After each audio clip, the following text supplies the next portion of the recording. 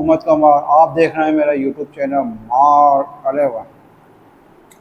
الصلاۃ والسلام علیک یا رسول اللہ، الصلاۃ والسلام علیک یا رسول اللہ وعلی آلک وصحبک یا حبیب اللہ۔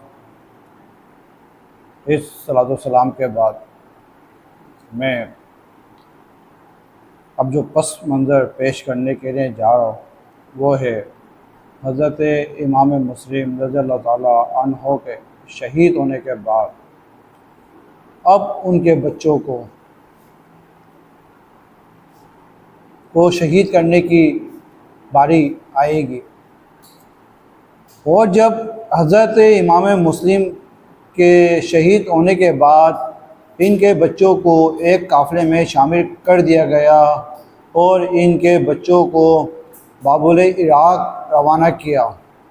وہ بچے اس قافلے کے ساتھ ملنے کے لیے پوری رات بھاگتے رہے، اور جب صبح ہوئی تو اپنے آپ کو اسی مقام پر پایا جس مقام سے انہوں نے اس قافلے کے ساتھ ملنا تھا۔ اور جب ابن زیاد کے سپاہیوں نے ان بچوں کو دیکھا تو ان کو پکڑ لیا، اور پکڑنے کے بعد ان سپاہیوں نے کہا کہ اگر ان بچوں کو ہم ابن زیاد کے سامنے پیش کریں گے تو ابن زیاد ہمیں انعامات سے نوازے گا، کیوں نہ ہم ان بچوں کو ابن زیاد کے حوالے کر دیں۔ تو گائز، اس سے آگے کا پس منظر سنانے کا اور بتانے کا میرے میں کو ہمت نہیں ہے، تو میں ہی اپنے اس ٹاپک کو یہیں اس کو اسٹاپ کرتا ہوں، اور آپ لوگوں سے درخواست ریکویسٹ ہے کہ میرے چینل کو لائک اور سبسکرائب کرتے رہیں۔ آگے میں کمپلیٹ بیان آپ کو سناتا ہوں، میرے چینل کو دیکھتے رہیں۔ Thank you very much. پھر لے کے چلا ہے یتیموں کو جفاکار، چلاتی چلی پیچھے ضعیفہ جگر افغار، بن باپ کے بچے ہیں یہ ظالم نہ انہیں مار، کیوں فاطمہ زہرا کو رلاتا ہے کفن میں، دو بھول تو رہنے دے محمد کے چمن میں۔ اپنے شوہر کی منتیں کرنے لگی،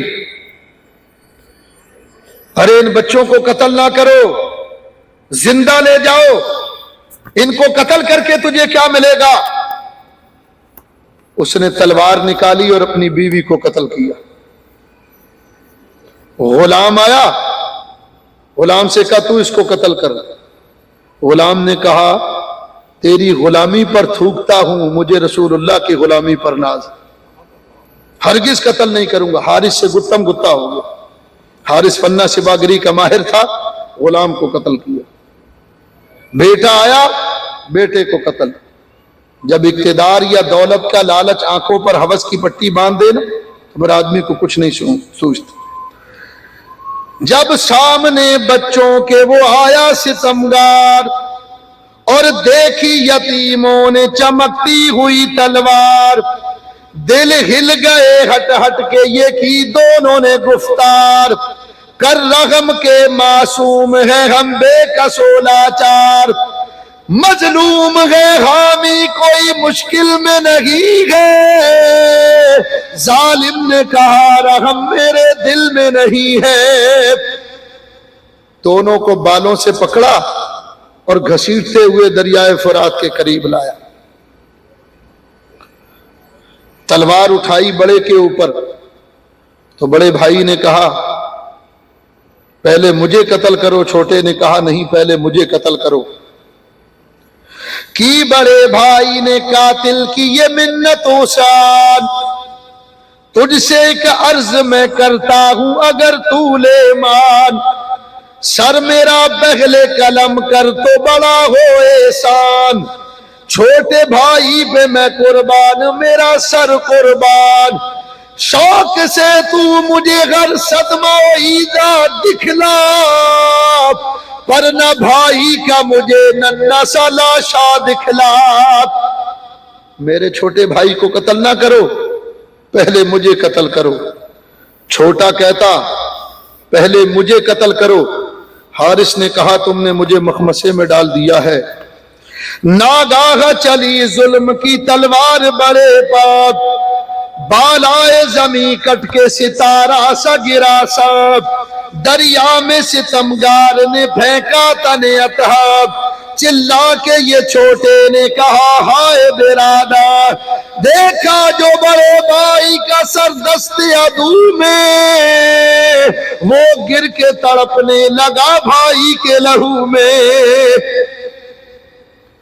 दौड़ा हुआ भाई के पास आया, मेरे भाई मुझे तन्हा और अकेले छोड़ गए, मेरे भैया मुझे किसके सहारे छोड़ कर गए हो।